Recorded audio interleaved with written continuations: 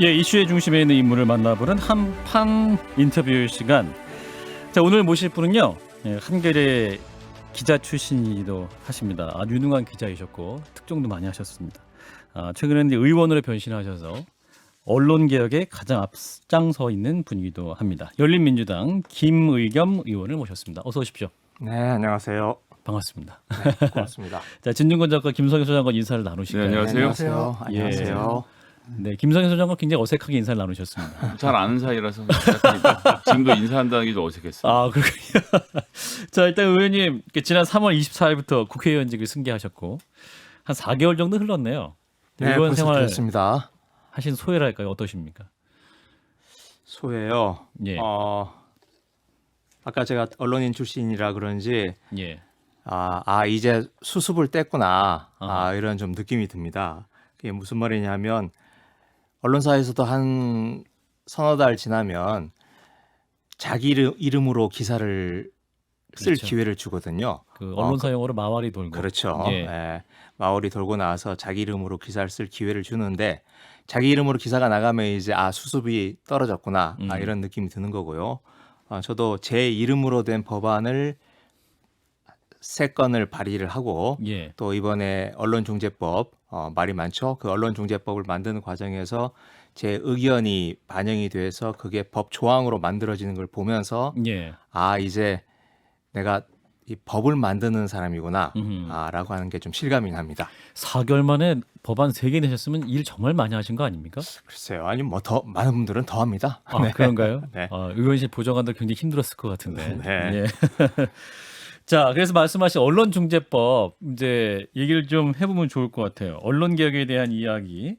지난 27일에 이제 언론중재법 개정안이 통과가 됐는데, 문채 위원장이 8월 말에 바뀌니까 그 전에 이제 통과시키려고 하시는 거죠, 의원님? 네, 뭐 가급적이면 8월 안으로 처리를 할 생각입니다. 그 날짜가 8월 한 25일.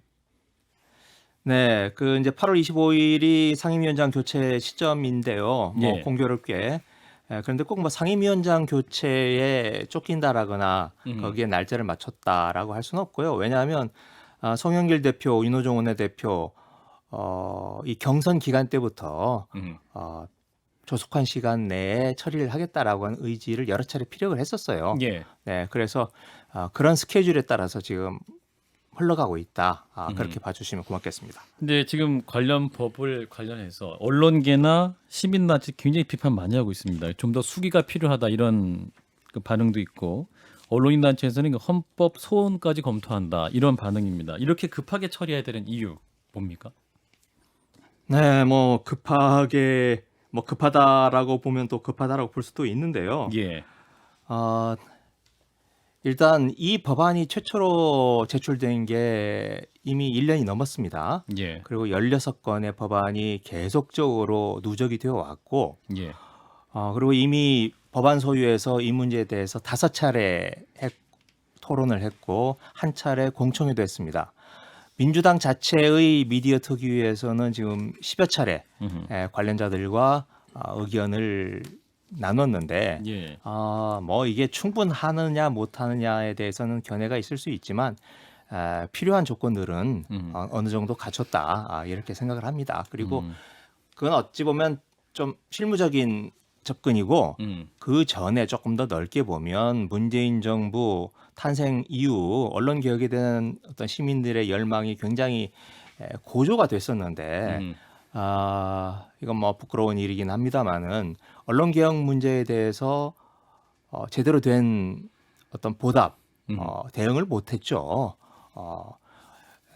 어찌 보면 좀 늦었다라고 할 수도 있는 문제입니다. 예. 자, 언론중재법 더 이상 늦출 수는 없기 때문에 이제 발의를 하게 됐다는 말씀인데 진 작가님이 하신 말씀 있을 것 같아요. 뭐 하세요. 뭐 그거 뭐 어차피 검찰 개혁이다라는 것도 뭐 처음에는 국민들의 열렬한 지지를 받고 시작했지만 결국 개혁으로 끝나지 않았습니까? 마찬가지인데 지금 언론계 시민단체 그 진보 보수를 떠나서 모두가 다 비판하고 있는데 제가 볼 때는 이분들이 개혁 중독에 좀 걸려 있는 것 같아요. 하나 이제 검찰 개혁 끝나니까 또 다른 개혁거리를 찾아가지고 이게 운동권 멘탈리티거든요. 운동권 멘탈리티라서 자신들은 항상 선이고 사회는 악이야. 우리가 개혁을 해야 돼. 이러다 보니까 항상 거리가 필요한 거죠. 그래서 하나의 이제 검찰개혁 시즌이 끝나니까 또 다른 거리로 등장하는 거고, 심지어는 진보 단체들, 모든 언론 현업 단체들이 다 반대하는데도 불구하고 힘으로 밀어붙이겠다는 이런 태도는 하나도 변함이 없는 거고, 결국은 사실은 헌법 소원까지 갈 겁니다. 왜냐하면 제가 볼 때는 위헌적인 그 구절들로 가득 차 있거든요. 예. 네. 근데 이게 이제 네. 브리핑 제도 도입할 때 잠깐만요. 예. 일단 의원님이 네. 좀 반론하고 싶으신 것 같은데 개혁 네. 중독이다. 여기에 대한 좀 반론해 주세요. 네, 일단 현업단체가 많이 좀 반발을 하고 있는 건 사실입니다. 그러나 민원연이라든지 다른 접근 방법으로 반대를 하고 있고요. 그리고 이 문제에 대해서 27일 날 통과된 이후에 YTN에서 여론조사를 하지 않았습니까? 그때 이미 57%의 국민들이 5배에 이르는 이 징벌적 손해배상제에 대해서 찬성을 해주셨어요. 예. 반대는 35%인가 정도 되고요. 그리고 연령대로 봐도 70대를 제외하고는 모두 다 찬성 의견이 높았습니다. 그런데 그걸 그냥 운동권의 멘탈이다. 이렇게 되면 우리나라 동의할 수 없다. 국민들의 57%가 다 운동권의 멘탈을 가지고 있는지 검찰 개혁도 애초에 엄청나게 높았죠. 근데 진행하는 과정에서 뚝뚝 떨어졌던 거고, 이제 포탈에서 우리가 보고 싶어하는 기사가 사라지는 것을 국민들이 확인했을 때 그때는 아마 여론이 확 달라질 겁니다. 김성현 소장님. 일단은 그 예전에 브리핑룸 신설하고 출입처를 없앨 때도 똑같이 반발을 했어요. 그때 뭐 진보 보수 할 거 없이 모든 언론이 다 들고 일어나서 지금에 하면 10배 정도 들고 일어났던 기억이 나는데 예. 그 얘기는 뭐냐 하면 이 징벌적 손해배상이 언론사 생각에 그때 브리핑룸 없애는 것만큼의 충격이 있을까라고 생각을 안 하는 게 내심이 있다라고 느껴지고요. 그때 진보 보수가 합쳐서 브리핑룸 만들지 말자고 했던 주장과 그냥 기득권을 지키자는 주장이고, 지금 하는 언론 개혁에 대해서 반대하는 것도 야, 내가 하고 싶은 말을 내가 하고 싶을 때 해야지 뭐 이런 정도 수준에서 그치는 것으로 보여지기 이게 때문에 가장 큰 문제거든요.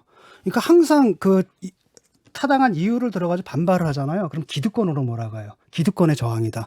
예를 들어서 위헌적인 조항들이 굉장히 많아요. 사실과 의견을 어떻게 구별할 것이냐, 중과실에 의한 경우 이러이러한 문제가 있고, 이런 부분을 지적을 해가지고 시민단체와 이런 데서 정당한 비판을 하게 되면 쟤네들이 기득권 지키려고 저런다. 그 힘으로 밀어붙여야 된다. 아니죠. 이게 운동권 공청회도 멘탈리티거든요. 하고 이 논의도 그러니까 공청회에서 해서 시민단체에서 공청회 가가지고 이 모든 문제점들을 다 지적을 했대요. 하나도 안 받아들여졌다는 거 아닙니까? 아니 하나도 안 받아들여진 것은 사실이 아니고요. 그리고 운동권 멘탈리티라고 말씀하시는 이면에는 그 진 작가님은 이제 운동권이 더 이상 아니고 너희들은 아직도 운동권이라는 생각을 하시는 건데, 1980년대 데모했던 사람이 지금 40년이 지났는데 지금도 운동권 멘탈리티를 갖고 있다는 것은 본인의 그냥 평가일 뿐이지 다 나름대로의 산전수전을 겪으면서 현실 정치에 살아왔거든요. 왜 그런 과정에 대해서 인정을 안 하시는지 잘 모르겠어요. 지금까지 벌어진 모든 과정들이 바로 그 운동권 멘탈리티 때문에 저도 놀랬거든요. 이분들이 40년이 지나도록 아직 그 생각에서 벗어나지 못했다는 사실이 저를 놀라게 했고, 그게 조국 사태 이후 검찰개혁 과정 모든 것들, 그다음에 윤미향 사건, 박원순 사건 이거 처리할 때 그대로 다 나타났잖아요. 알겠습니다. 그러니까 이때는 김성현 소장님과의 토론은 아니었어요. 자, 김은겸 의원님. 낄 틈이 없습니다. 예, 좀 네. 대변인이 갑자기 등장하셔갖고 네. 의원님도 말씀해 주세요. 예. 갑자기 진 작가님 무슨 말씀해 얘기를 주세요. 네, 뭐 이야기가 좀 뭐 다른 데로 좀 흘러가고 있는 것 같습니다만은 네네네. 아주 근본적인 문제로 말씀을 들어가고 계시는데, 운동권 멘탈이라고 하는 말씀을 하시니까 글쎄요, 저도 제가 알기로 우리 작가님하고 저하고 동갑내기인 걸로 알고 있는데, 예. 운동권 시절이라고 하는 건 제 인생에 있어서 어찌 보면 짧은 기간이었고, 그 뒤로 제가 기자로 살아온 생활이 30년입니다. 그리고 기자로 살아오면서 접촉을 더 많이 한 사람들은 제가 검찰과 또 정치부를 출입을 하면서 만났던 사람, 그들로 받은 경험, 정보 이런 것들이 저에게 훨씬 더 많이 축적이 돼 있다고 생각합니다. 그래서 예. 그렇게 운동권 멘탈. 왜냐하면 네. 제가 지금 지적하는 게 뭐냐면, 민주당 의원들이 지금 내는 법안들이 하나같이 다 해결하거든요. 윤석열 출마 금지법부터 역사 왜곡 처벌법부터, 그다음에 또 뭡니까, 친일파 파묘법부터, 이번 언론 또 그 징벌적 손해배상제부터, 이 모든 것들이 시민의 기본권들을 제약하는 반자유주의적 입법이거든요. 예. 왜냐하면 민주당이라는 게 자유주의 그렇게 따지면 정당인데 가장 자유주의가 기승을 부리고 있는 미국과 영국에서 지금 징벌적 손해배상제로 몇 천억씩 몇 조씩 징벌적 손해를 하고 있는데, 그런 미국이야말로 그러면 자유주의에 반하는 그러니까 반자유적인 성향을 가지고 있는 겁니까? 일단은 미국 같은 경우에는 일단 형사가 없죠. 형사가 없고 그것을 민사에서 대신하는 것이고 그다음에 미국에서 하는 것들이 그것도 너무 단순한 논리고요. 미국에서도 주마다 형사적으로 처벌하는 것과 민사적 징벌적 손해배상제가 같이 있습니다. 단지 역사적으로 흘러오면서 성사적으로 처벌하는 부분이 줄어들고 지금 민사적으로 징벌적으로 커진 부분이 많고요. 예, 알겠습니다. 자, 이제 언론중재법 징벌적 손해배상제 그 내용으로 좀 네. 좁혀서 얘기를 하겠습니다. 뭐 민주당 입법, 운동권 멘탈리티 전체 얘기하면 너무 얘기가 네, 길어졌어요. 얘기 너무 커지죠.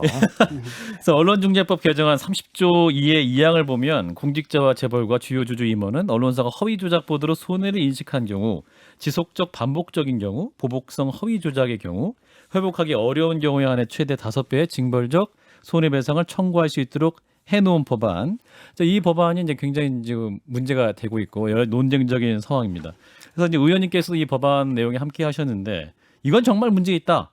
최악의 언론 보도 사례였다. 언론인으로서 이런 사례 때문에 나는 징벌적 손해배상제, 언론중재 법안을 입법했다라고 말씀해 주신 근거는 뭡니까? 예시를 드신다면. 글쎄요. 가장 최근에 인상 남았던 것은 4월 총선을 앞두고 중앙일보의 모 논설위원이 그 코로나 확진자를 줄이기 위해서 예.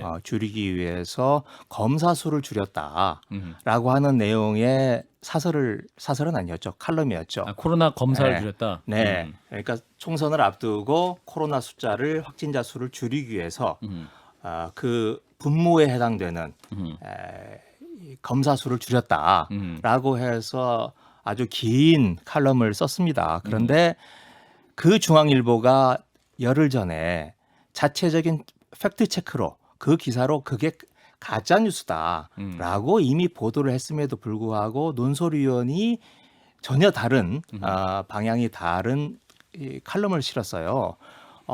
그걸 보고 드는 생각은 자기 신문에 난 기사도 안 보나?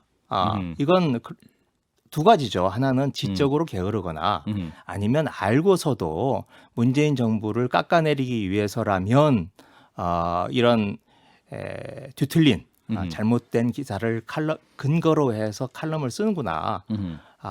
그래서 지금 현재의 어떤 잘못된 기사 가운데 제가 지금 물어보시니까 기억에 예. 남는 게 이제 그런 건데요. 말씀하셨던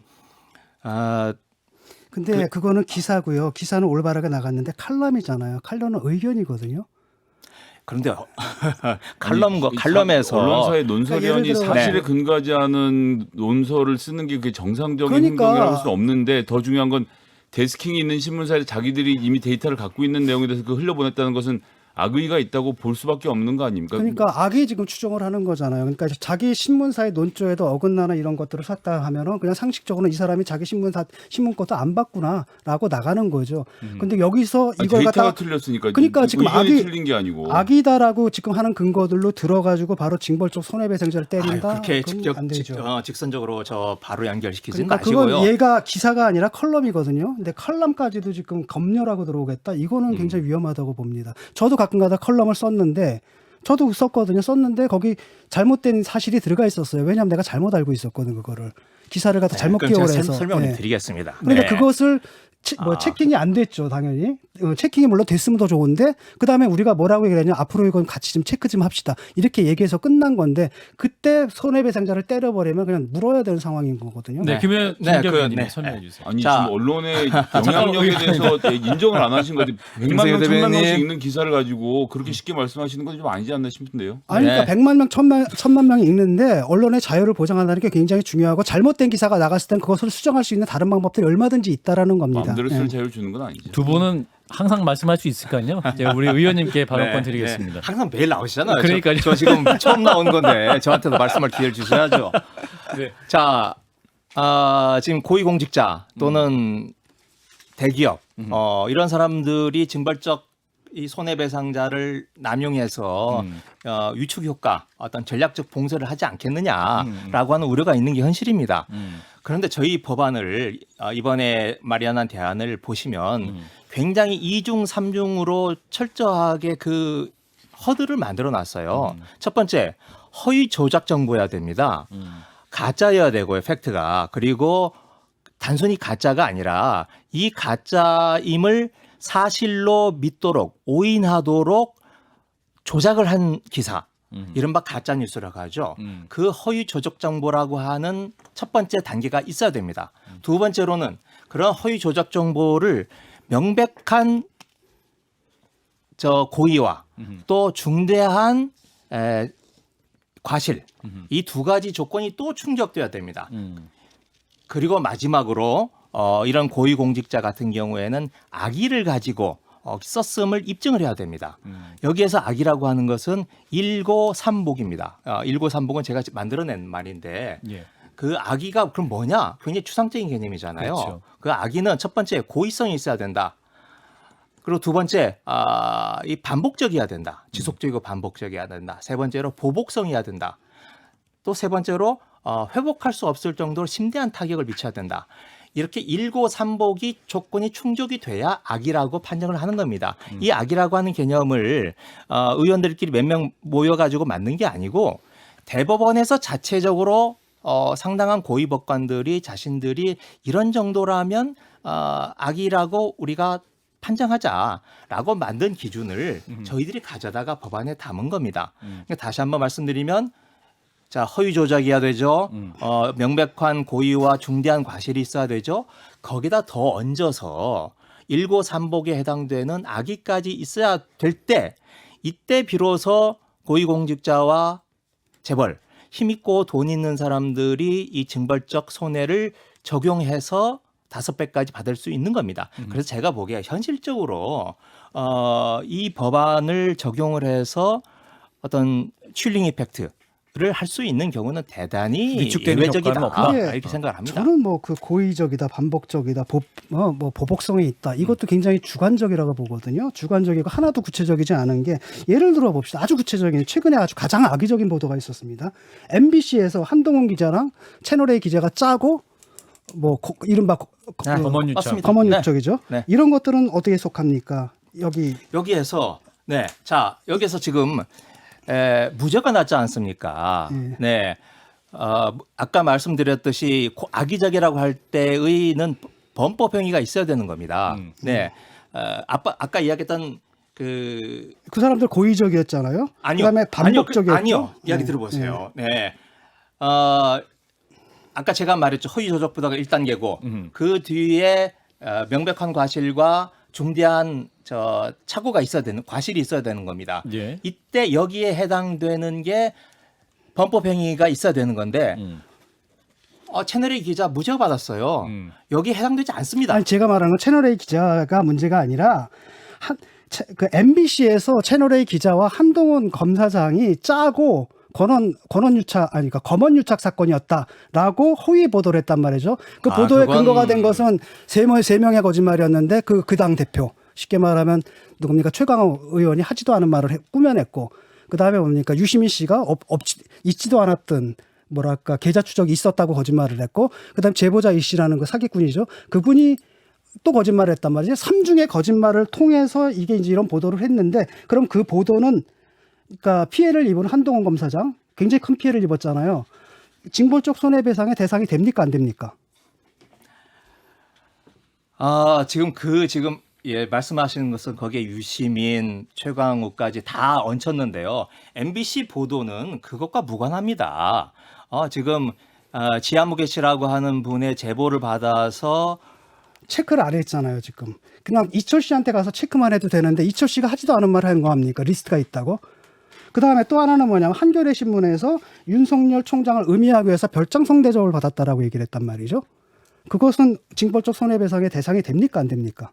그렇게까지 지금 세세하게 하나하나 지금 그러니까 왜냐하면 가장 대표적인 사안이고 네. 가장 아니죠. 지금 가장 법안에서 악독한 사안인데, 입법부에서 네. 이런 법안을 만들 때는 물론 그런 사안들을 염두에 두기는 합니다만은 큰 테두리에서 어떤 틀을 만들어 주는 거고요. 그리고 그 세세한 사안에 대해서는 입법부에서 구체적으로 사안을 면밀히 들여다본 뒤에 판단할 수 있는 그러니까 거죠. 그런 판사들에게 재량권까지 주지 않고 지금 이 자리에서 되느냐 안 되느냐 이렇게 물어보는 것은 아니 그러니까 제가 궁금한 그러면 겁니다. 사법부의 재량권을 지금 아니요. 인정하지 않게 그러니까 되는 제가 지금 거예요, 물어보는 결과적으로. 것은 이제 의원님이 발의한 누구보다 잘 아실 겁니까? 아실 거 아닙니까? 자신이 만든 법원이니까 이런 구체적인 사례들에 그 법안에 의하면은 법을 위반한 게 되는 겁니까? 안 되는 겁니까? 그걸 물어보는 겁니다.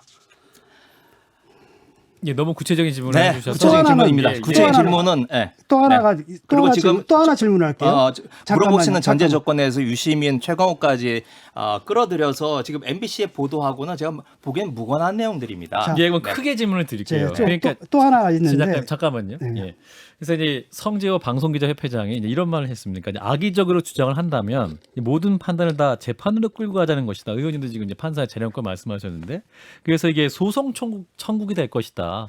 그래서 보도가 위축될 것이다. 이런 게 이제 현업 단체들의 가장 큰 우려입니다. 그래서 그렇게 좀 크게 개괄적으로 좀 답변해 주시면 질문에 네, 아까 얘기했던 힘있고 돈 있는 사람들 언제든지 소송을 할 수 있습니다. 예. 하지만 이게 없는 상태에서 일반적인 사건에서도 과연 그 힘있고 돈 있는 이른바 공인이라고 하는 사람들 소송 그렇게 많이 하지 않습니다. 네, 그리고 이 징벌적 손해배상자 아까 말씀드렸듯이 액수를 할 수 있는 조건들을 굉장히 엄격하게 적용을 하지 않았습니까? 예. 따져보고 하겠죠. 네, 그래서 그렇게 소송이 남발된다. 라고 하는 것은 뭐 제가 보기에는 구더기 무서워서 잠 못 당구는 그런 경우라고 생각되고 지금 너무 기우에 가깝다 이렇게 생각을 합니다. 그러니까 저는 뭐 똘만이라는 말을 썼다가 그쪽 국회의원한테 고소를 당했고요. 지금도 박원순 시장이 성추행을 했다는 말 이거 가지고 또 고소를 당했거든요. 그분들이 뭐 고소를 남발하지 않는다고요? 그건 좀 다른 말인 것 같고 제 질문은 이겁니다. 지금 공직자와 그 후보, 징벌적 손해배상제 해당되지 않습니다. 공직 후보자, 네, 우리 그다음에 대기업 및 주요 주주 뭐 이렇게 되어 있는데 그 가족은 어떻게 되는 겁니까? 예를 가족 들어서 해당되지 않죠. 그러니까 예를 들어서 정경심 교수에 대해서 해당되지 보도를 않습니다. 했습니다. 정경심 교수에 대해서 보도를 했는데 정경심 교수가 나는 해당 안 돼. 해당 안 돼. 라고 네. 해서 언론사를 상대로 소송을 하게 되면 언론사가 당하게 되는 것 아닙니까? 그 언론사가 잘못 보도했으면 당해야죠. 네, 정경심 교수의 보도는 이 법안과 관계없이 이 법안이 징벌적 손해배상제가 만들어지기 전에도 소송을 할 수 있는 거고 이 징벌적 손해배상제가 만들어진 뒤에도 소송을 할 수 있는 겁니다. 징벌적 손해배상제의 관계없이 이분은 이 자, 공인에 해당되지 않기 때문에 자, 공직자에 대한 검증 이것 때문에 지금 이분들을 예외로 만든 것 아닙니까? 그런데 거기 공직 후보자가 빠졌는데 공직자의 가족, 사실은 비리라는 게 뭐는 가족과 함께 이루어지는 경우가 대부분이거든요. 이 부분이 빠져 있다라고 한다면 사실 정경심 교수 같은 것에 대한 추적 보도가 굉장히 힘들어질 거라는 거거든요. 조국을 위한 법안입니까 이것도?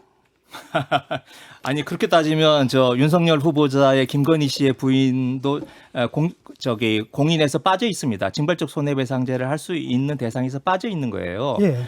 왜 모든 것을 다 조국 교수에게만 갖다 붙이고 있습니까? 아니, 그러니까 모든 것은 똑같이 어느 사람에게나 똑같이 적용을 돼야 되는 거죠. 그러니까 제 얘기는 뭐냐면 이쪽도 저쪽도 해야 된다는 얘기예요. 근데 누가 거기다 부인한 사람이 누가 있습니까? 근데 지금 문제는 뭐냐면 공직자 후보에서 만약에 이렇게 되면은 공직자 검증에서 가장 중요한 가족 검증이 빠지게 된다라는 거거든요.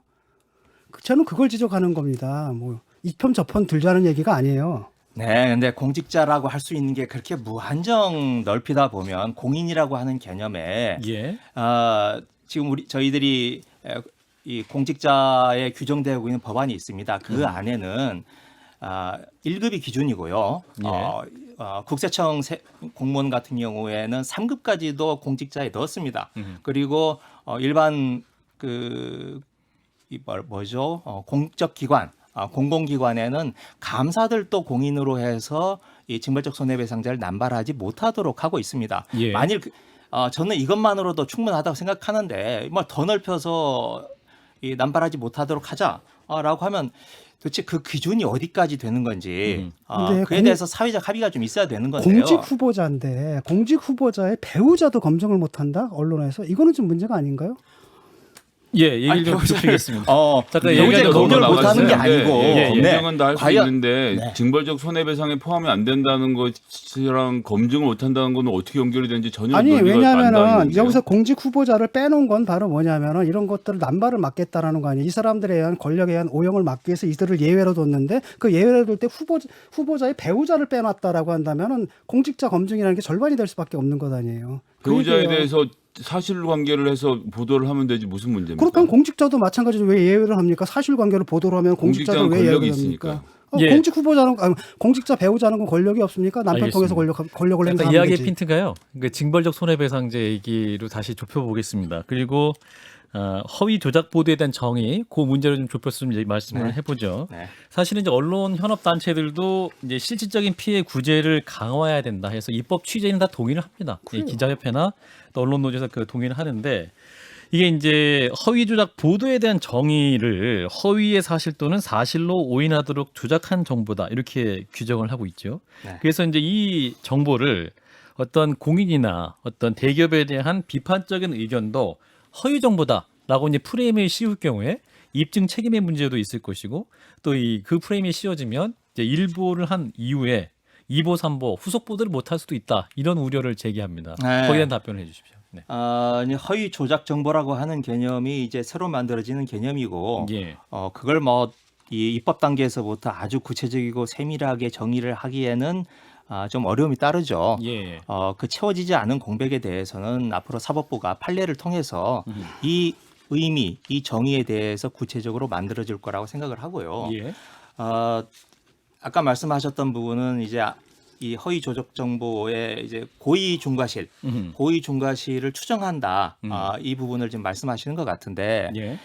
아까 말씀드렸던 이 고위공직자 공인들은 그 악의를 증명해야 되는 게 이 고위공직자입니다. 고위공직자들이 아까 말씀했던 일고 삼복 이 있음을 입증을 해야 되기 때문에 굉장히 어려워지는데 이에 그렇습니다. 반해서 일반 시민 이름 없는 일반 시민들이 피해를 입었을 경우에 그동안에는 그걸 입증하기가 굉장히 어렵지 않았습니까? 정보를 기자들이 다 가지고 있는데 기자들이 정보를 내놓지 않죠. 예.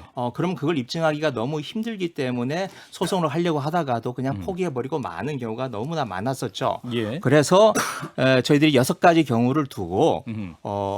이러한 경우에 해당이 될 때는 이 고의와 중과실이 있었던 것으로 추정을 한다라고 해서 일반인들이 입증을 하는데 입증 책임을 좀 완화해주는 내용 겁니다. 이제 거꾸로 한번 말씀을 드리면 예. 원래 입증 책임은 일반론적으로 민법에서 그 원고에게 있습니다.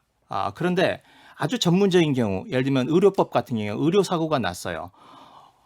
피해자가 어떻게 알겠습니까? 의사가 아니기 때문에. 의사가 전문적인 지식을 가지고 있기 때문에. 그래서 지금 아직 법안이 만들어지진 않았습니다만 사회적 흐름이 있지 않겠습니까? 지금 예. 제출된 법안도 많이 있습니다.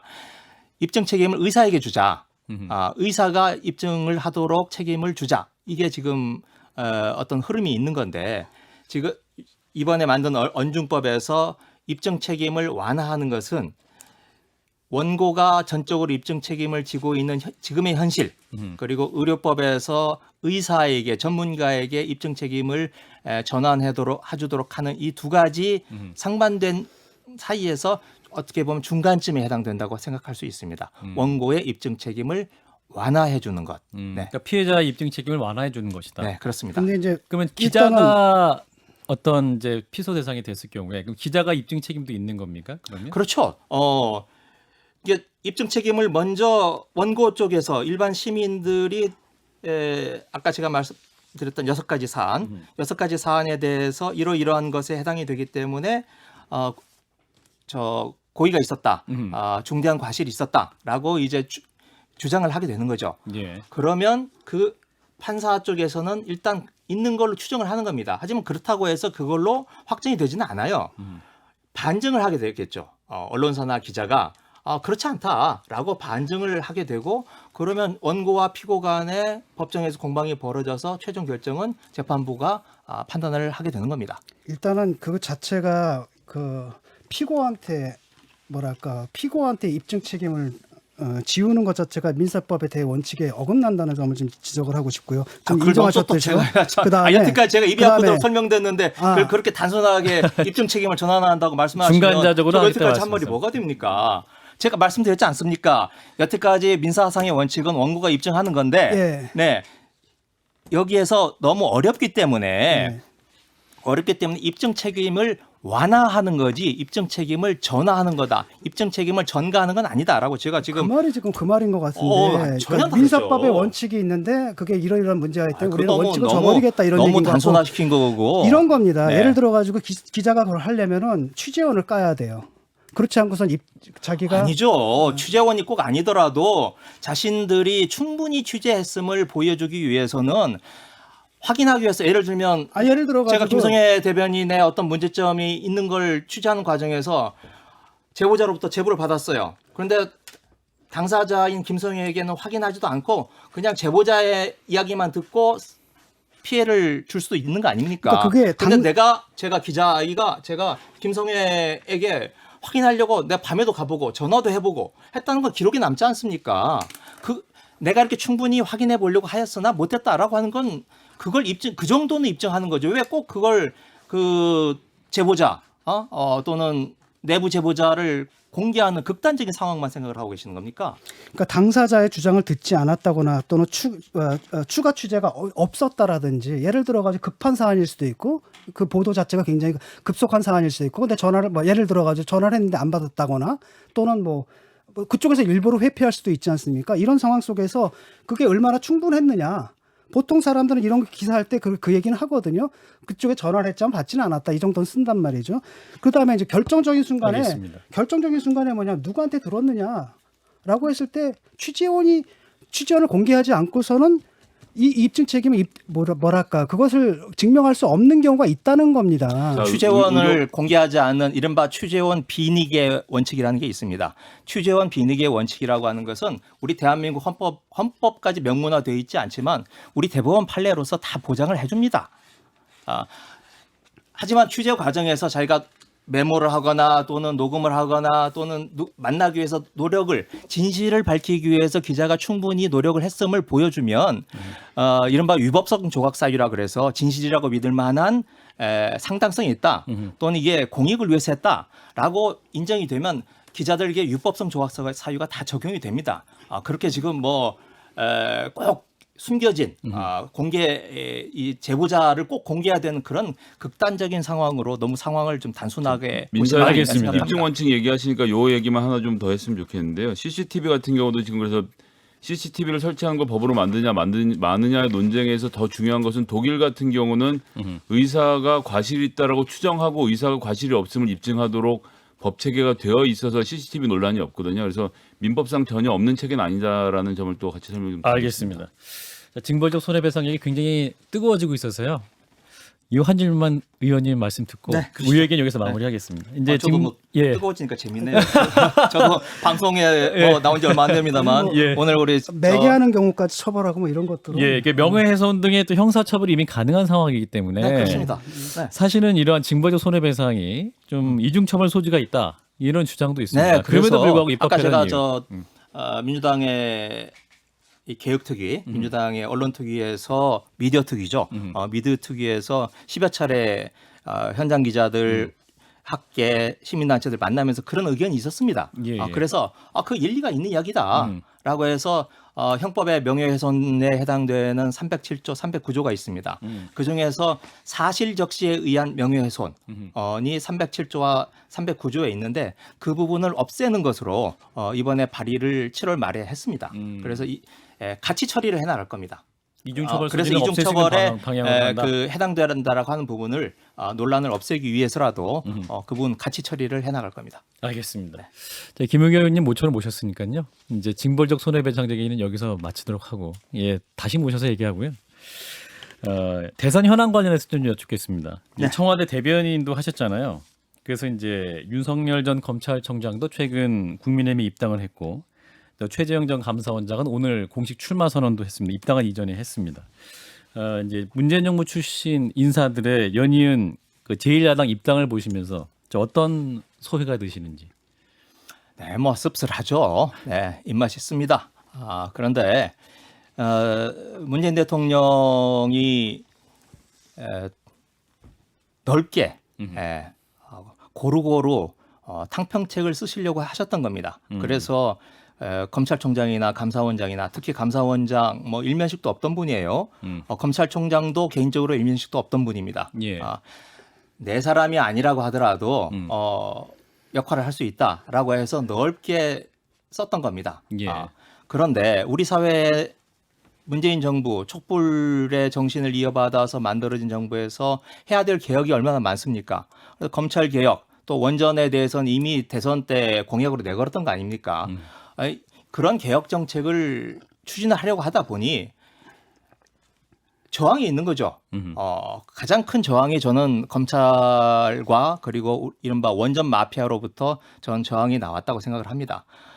그래서 그 두 저항의 어떤 정점에 있는 분들, 그 두 저항의 대표적인 분이 윤석열, 최재형 두 분이었다고 생각을 하고요. 예.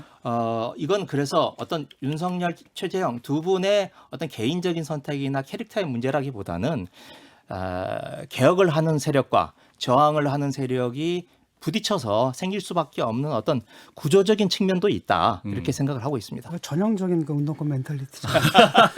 제일 개혁당해야 될 사람들이 도덕성이 가장 바닥에 있는 사람들이 개혁의 주체로 나서고 나머지 사람들을 M1 사람들을 대상으로 지금 여기는 그런 멘탈리티를 전형적으로 이제 보이고 계시죠. 보내드려야 되니까요. 예. 자, 의원님 이제 4개월째 의원 생활을 하고 계시는데 앞으로 또 준비하고 있는 법안 혹시 있으시면 추가적으로 말씀 듣고 마무리하죠. 네, 뭐 법안까지는 아니고요. 예. 지금 제가 개인적으로 이 언론개혁 뭐 그 하나만으로도 힘이 붙이기는 합니다만은 네네. 대변인을 하면서 남북관계 또 북미관계가 개선되는 그 현장을 가까이서 지켜보았습니다. 예. 그리고 그때 그 감동과 흥분 아직도 남아 있고요. 다시 좀 그때의 감동과 흥분을 국민들과 함께 나눠보고 싶은 생각입니다. 지금 뭐 다시 끊어졌던 선이 복원이 됐죠. 예. 그래서 이게 잘 좀 더 발전하기를 바라고 제가 문체위에 소속되어 있는데 내년 2월이면 베이징 동계올림픽이 열립니다. 예. 베이징 동계올림픽에서 다시 한번 남북 단일팀이 만들어져서 다시 평창에 그 기억을 되살리고 싶고 그러려면 올 가을 늦어도 뭐 한 10월쯤부터는 남북 간의 이 스포츠 교류 그리고 남북 단일 팀을 만들기 위한 어떤 논의가 착수해야 될 것으로 생각을 됩니다. 제가 문체위 위원 소속으로서 뭐 작은 벽돌이나마 하나 좀 얹어보고 싶은 게 제 생각입니다. 네, 관련해서 한 번 더 모셔야겠습니다. 네, 열린민주당 김의겸 의원이었습니다. 오늘 말씀 잘 들었습니다. 네, 고맙습니다.